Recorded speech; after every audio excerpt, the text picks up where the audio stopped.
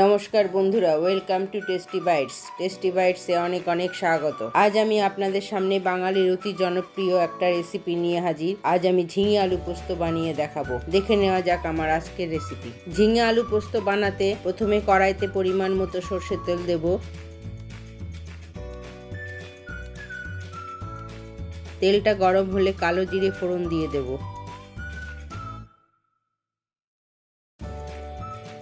ফোড়নটা ভাজা হলে টুকরো করে কেটে রাখা আলুগুলিকে দিয়ে দেব।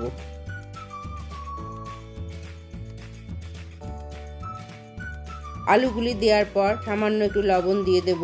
ঝিঙে আলু পোস্ত করতে হলুদের ব্যবহার আমি করব না। আলুগুলি আমি হালকা করে ভেজে নেব। আলুগুলি আমার ভাজা হয়ে গেছে। এবার আমি টুকরো করে কেটে রাখা ঝিঙেগুলি দিয়ে দেব।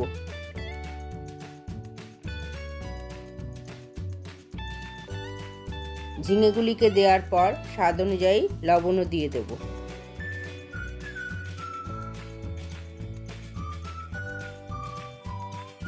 লবণ দেওয়ার পর নেড়েচেড়ে একটা ঢাকনা দিয়ে ঢেকে 10 মিনিট মিডিয়াম আঁচে রান্না হতে দেব। 10 মিনিট পর ঢাকনা খুলে দেখা গেল ঝিঙে থেকে অনেক জল বের হয়েছে। এই রান্নাটা করতে আমি এক্সট্রা জল ব্যবহার করব না। ঝিঙে থেকে যে জল বের হয়েছে তাতেই রান্নাটা হয়ে যাবে। এরপর আমি আগে থেকে বেটে রাখা পোস্ত আর কাঁচা লঙ্কা বাটাটা দিয়ে দেব। আর দেব স্বাদ অনুযায়ী চিনি।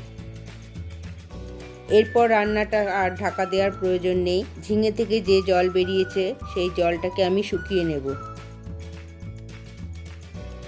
জলটা আমাদের শুকিয়ে গেছে। এবার আমি ওপর থেকে কাঁচা সর্ষের তেল ছড়িয়ে দেব। পোস্ত বাটাতে কাঁচা সর্ষের তেল দিলে আলাদা একটা স্বাদ আনে। আমাদের ঝিঙে আলু পোস্ত তৈরি হয়ে গেছে। এবার একটা সার্ভিং বোল নিয়ে তাতে পরিবেশন করব গরম গরম ঝিঙে আলু পোস্ত।